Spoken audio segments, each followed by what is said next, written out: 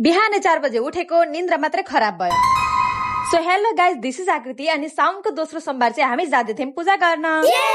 अनि उठाउने बेला चाहिँ मलाई 4 बजेदेखि नै उठाउनु भयो र हामी रेडी पनि भयौं, तर हिँड्ने बेलामा चाहिँ 9 बजे साथीहरू। सबैजनालाई बटुलेर हिँड्दा हिँड्दै चाहिँ हामी चाहिँ अब फाइनल्ली पुग्यौं हाम्रो चक्रेश्वर मन्दिर। अनि यो चाहिँ एकदम पुरानो मन्दिर हो क्या। अनि हामी चाहिँ त्यहाँनिर गएर जल चढायौं, पूजा गर्यौं, ढोग्यौं। अनि ढोगेर चाहिँ भगवानसँग केही माग्छु भन्ने सोचेर गएको हुन्छु, तर त्यहाँ पुगेपछि मैले बिर्सिन्छु। हुन त मागेर मात्रै केही पाइने होइन, तर पनि यस्तो मागेको भए भगवानले नसुनिदिनु पो हुन्थ्यो कि।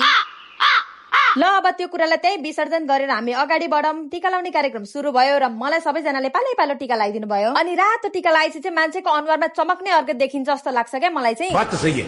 अनि अब चाहिँ हामीले एउटा ग्रुप फोटो पनि खिच्यौं। अनि अब चाहिँ हामी घर जाने तर्खरमा थियौं र हामी हिँड्दै थियौं घरतिर, तर म चाहिँ चप्पलले छोडेर हिँडिरहेको छु क्या। अनि हामी चाहिँ स्कुलमा एसेम्ब्लीमा लाइन लागेको जसरी लाइन लागेर फिन्टिङ फिन्टिङ घरतिर हिँड्दै थियौं, but my mobile is again helping me. अनि हामी चाहिँ हिँडेर जाँदै थियौं अनि पछाडिको ब्याकग्राउन्ड देखेर दशैं आएको जस्तो फिल भयो कि भएन र फाइनली हामी चाहिँ हाम्रो गाउँ आइपुग्यौं र मैले चाहिँ सबैजनालाई बाई गर्न लगाएँ। अनि हाम्रो चाहिँ साउनको दोस्रो सोमबार यस्तो भयो। अनि तपाईहरुको कस्तो भयो त? Thank you for watching, bye by.